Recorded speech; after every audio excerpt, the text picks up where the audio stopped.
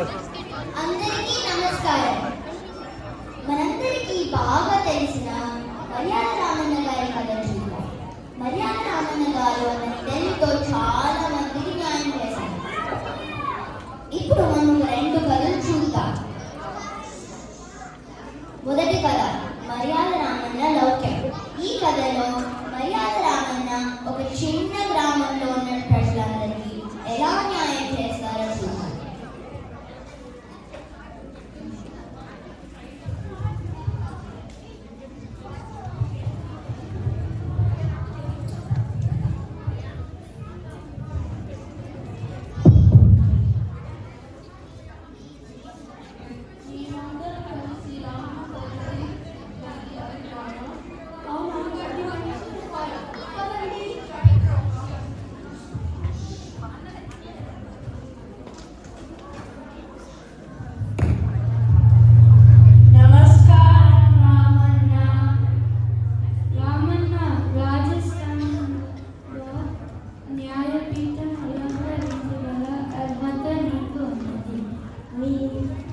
మీరు ఒకసారి వెళ్ళి రాజుగారిని కలిస్తే బాగుంటుంది కదా రామన్న.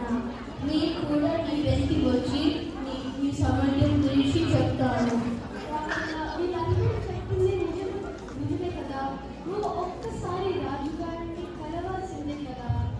మీరు అనుకుంటున్నట్టుగా రాజస్థానంలో న్యాయపీఠం అలంకరించగల అర్హత నాకుంటే తప్పకుండా అలాగే జరుగుతుంది.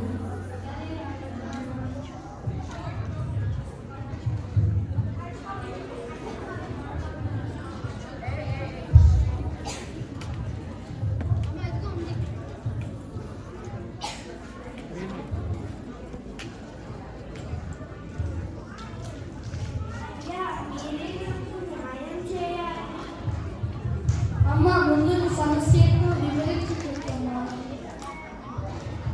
రాజుగారు ధర్మప్రభువులు, కానీ ఆయన బావమరిది మాత్రం చాలా దుర్మార్గుడు.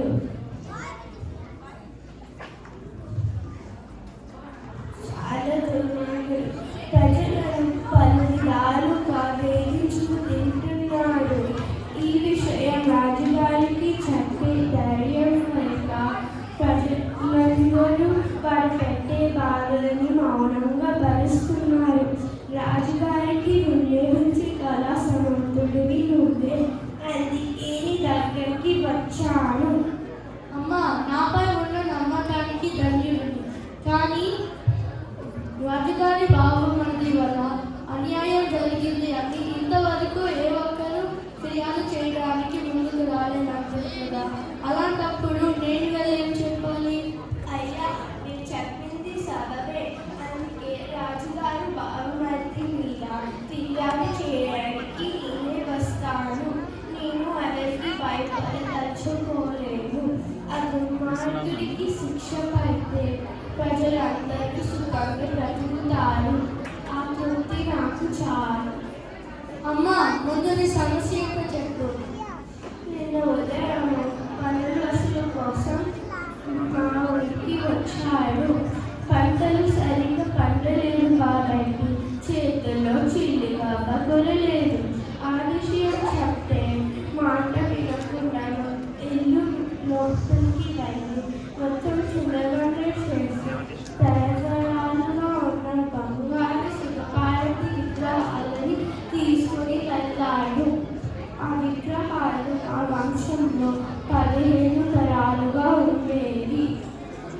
దయచేసి రాజుగారి ఊరిలోకి వెళ్ళి ఆ విగ్రహాలను ఇప్పించండి. ఆ దుర్మార్గుడి బారి నుంచి ప్రజలను కాపాడండి. అయితే మనం రాజుగారి కొలువుకి వెళ్దాం. సరే.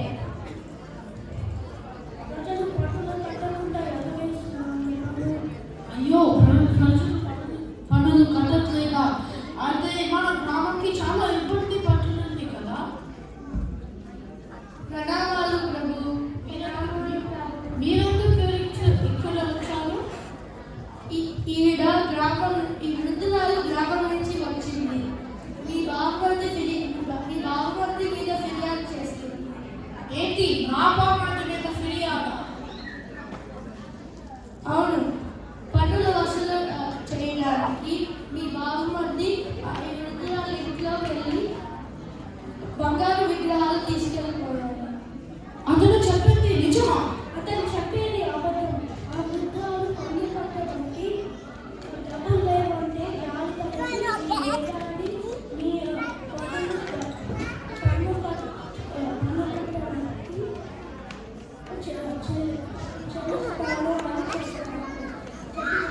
ఇప్పుడు ఏదో దుర్బుద్ధితో నా నిందలేస్తున్నాడు బాబు.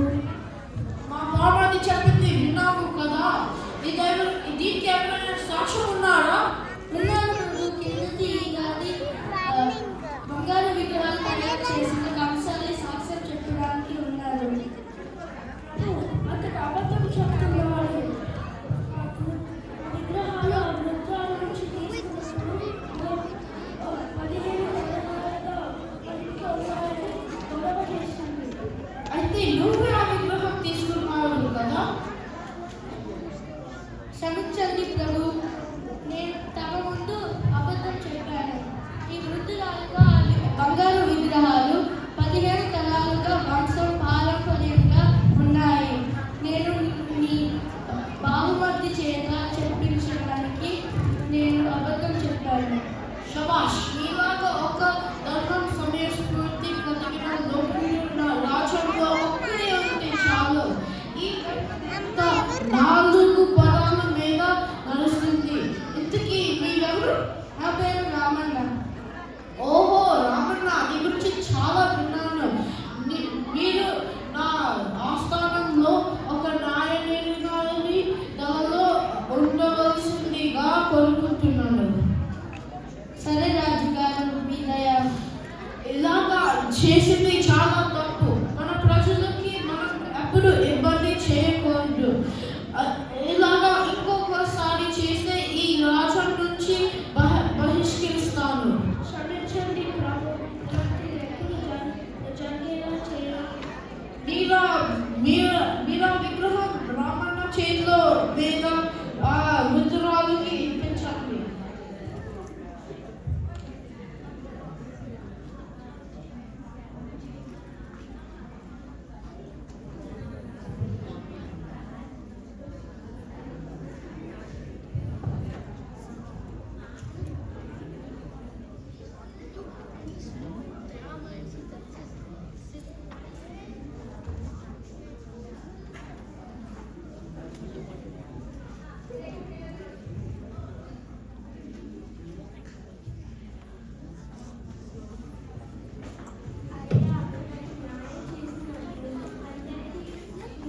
దేశంతో అలాగే న్యాయం చేయాలి.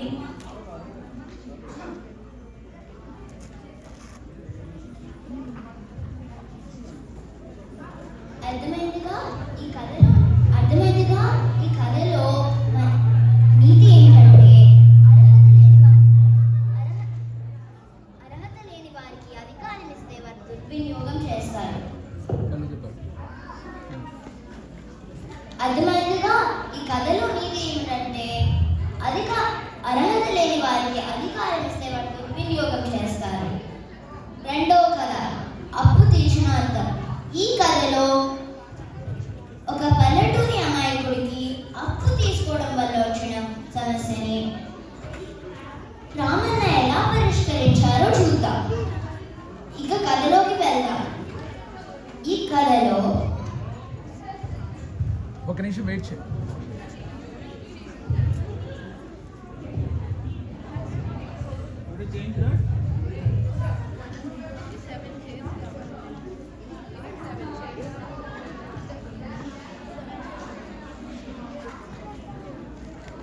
సైనన్న, రెండో కథని మళ్ళీ మొదటి నుంచి చెప్పు.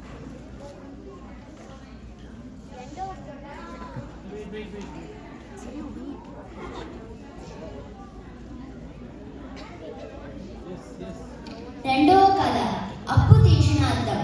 ఈ కథలో ఒక పల్లెటూరి అమాయకుడికి అప్పు తీసుకోవడం వల్ల వచ్చిన సమస్యని మర్యాద రామన్న ఎలా పరిష్కరించారో చూద్దాం. ఇక కథలోకి వెళ్ళిపోదాం. సిద్ధప్ప మరియు రంగయ్య ఎదురెదురిళ్లలో ఉండేవారు.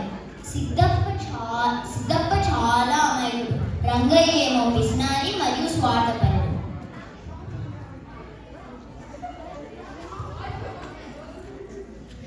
మన తల్లి పెళ్లి కుదిరింది కదా, మరి పెళ్లి రావడానికి చదివింపులకి మన దగ్గర చిల్లి కవ్వము లేవు కదా, మరి ఏం చేద్దాం? అవునండి, చెల్లి పెళ్ళికి మన దగ్గర డబ్బులు లేదు కదా, ఎక్కడైనా అప్పు తీసుకోవడానికి ప్రయత్నిద్దామా? అవును, అది మంచి ఆలోచన. నేను ఆలోచిస్తాను.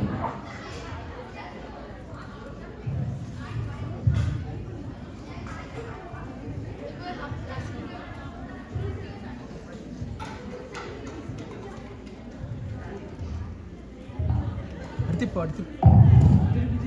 తిప్పు. అలా సిద్ధప్ప ఆలోచిస్తూ పడుకుండిపోయాడు. అప్పుడు సిద్ధప్పకు ఒక కళ వచ్చింది. ఇప్పుడు సిద్ధప్ప కళలో ఏం జరిగిందో చూద్దాం.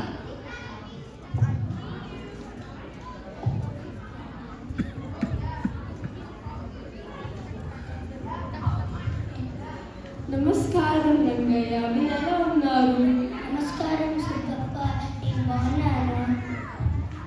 రంగయ్య, ఒక అవసరం ఉంది, కొంచెం డబ్బు కావాలి. మీరు డబ్బు అప్పుగా ఇస్తారా? సరే సిద్ధప్ప, ఇదిగో తీసుకో డబ్బు. ధన్యవాదాలు రంగయ్య.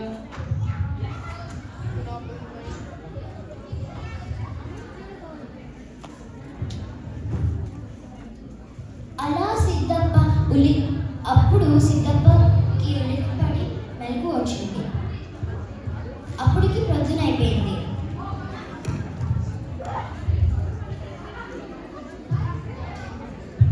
నాకు కళ వచ్చింది. నేను రంగయ్య దగ్గరికి డబ్బు అప్పుగా అడిగితే వెంటనే ఇచ్చేసాను. అమ్మ, తెల్లవారుజామున కళ్ళలో నిజమవుతాయి అంటాడు. నువ్వు వెంటనే వెళ్ళి రంగయ్యకు డబ్బులు అప్పుగా అడుగు. సరే, అలాగే ప్రయత్నం చేస్తాను.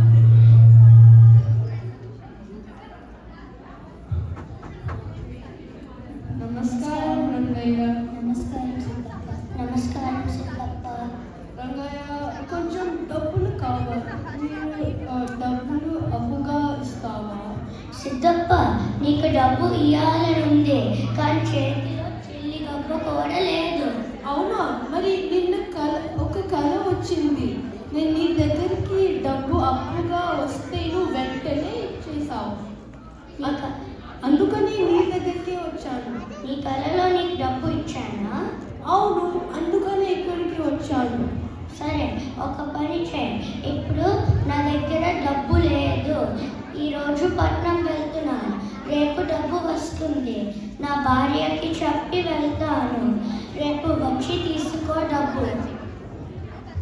సరే రంగయ్య, నీ మేలు ఈ జన్మలో మర్చిపోను. మేలు మర్చిపోతే పర్వాలేదు, కానీ నా అప్పు మాత్రం మర్చిపోక. నేను ఊరి వెళ్తున్నాను కదా, ఆ అప్పు పత్రం ఇప్పుడు రాసిస్తే బాగుంటుంది.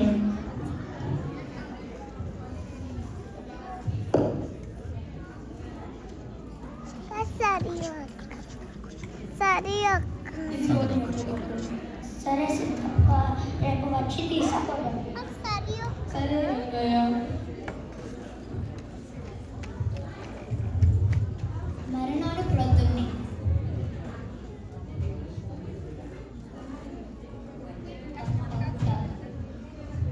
నమస్కారం సిద్ధప్ప. గట్టిగా నమస్కారం. ఎలా ఉన్నారు? నేను బాగున్నాను. మీరు ఎలా ఉన్నారు? బాగున్నాను. మీరు ఎందుకు ఇలా వచ్చారు?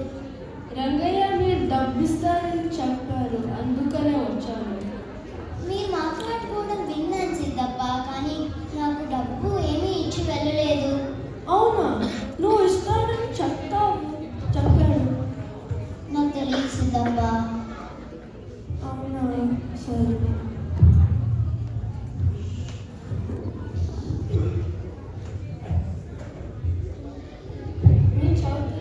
మీ చౌదద్దులు నేను తాకట్టు పెడతాను. దిగో.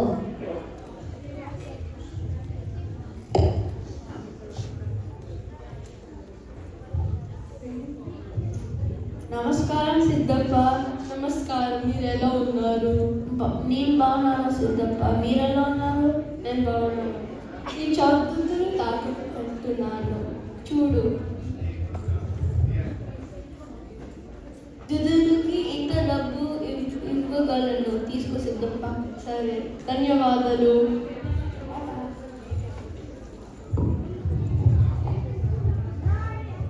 ఈ డబ్బులు తీసుకో, నువ్వు వెళ్ళు. అయ్యో, మరి ఎప్పుడు వస్తారు? పెళ్ళి దగ్గరకు వస్తుంది కదా. అవును, రంగయ్య 2 రోజుల్లో వస్తాను. తర్వాత నేను డబ్బు తీసుకొని నేను వస్తాను. సరే.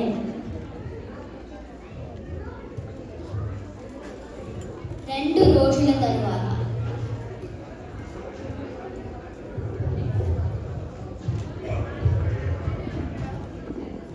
నమస్కారం రంగయ్య.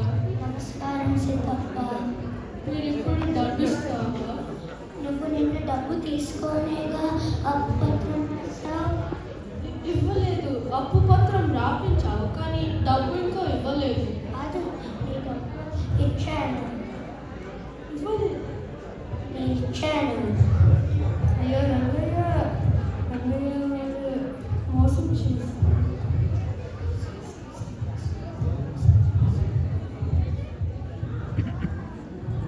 నమస్కారం.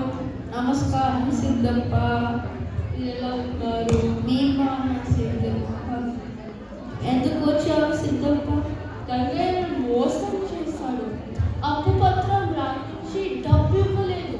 నేను డబ్బు కోసం అడిగితే ఇచ్చాడని చెప్పాడు.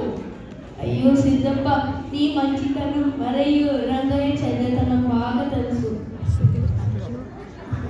అయితే మనమందరం ఒక ఉపాయం ఆలోచన. సిద్ధప్ప, నువ్వు శివపురం వెళ్ళి మర్యాద రామన్నని కలు. ఒక ఉపాయం బయట ప్రతి జరిగేలా చేస్తాడు. సరే, అలాగే చేస్తాను. ధన్యవాదాలు.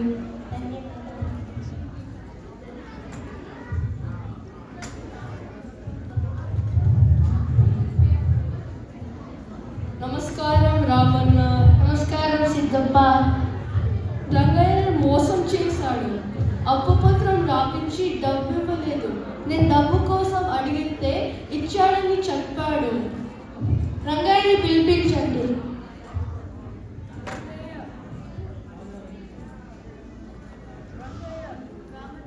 పిలుస్తున్నాడు. సరే.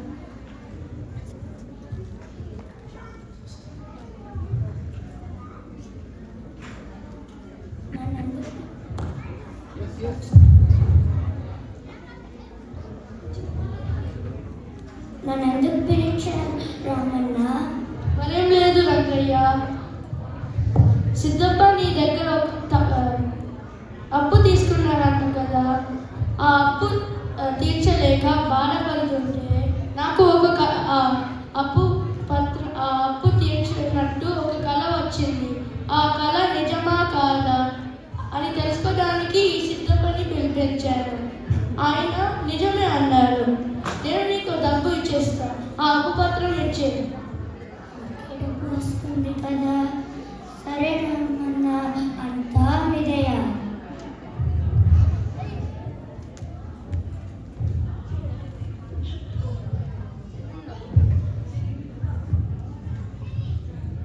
తీసుకో రంగయ్య, అద్దంలో కనిపించిన డబ్బు.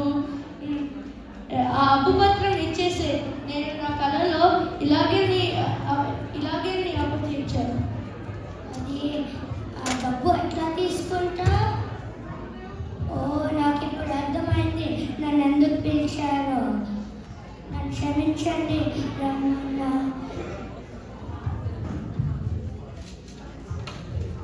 సిద్ధప్ప, ఈ అప్పు పత్రం తీసుకో. నేను చేస్తున్నా. నన్ను క్షమించండి. ధన్యవాదాలు రామన్న. సిద్ధప్ప, ఎంత ప్రాణం మీదకు వచ్చినా దుష్టుల దగ్గర సహాయం కోరి వెళ్ళరాదు. చూశారు కదా, ఈ కథలో నీతి ఏమిటంటే దుష్టుడికి ఎప్పుడు దూరంగానే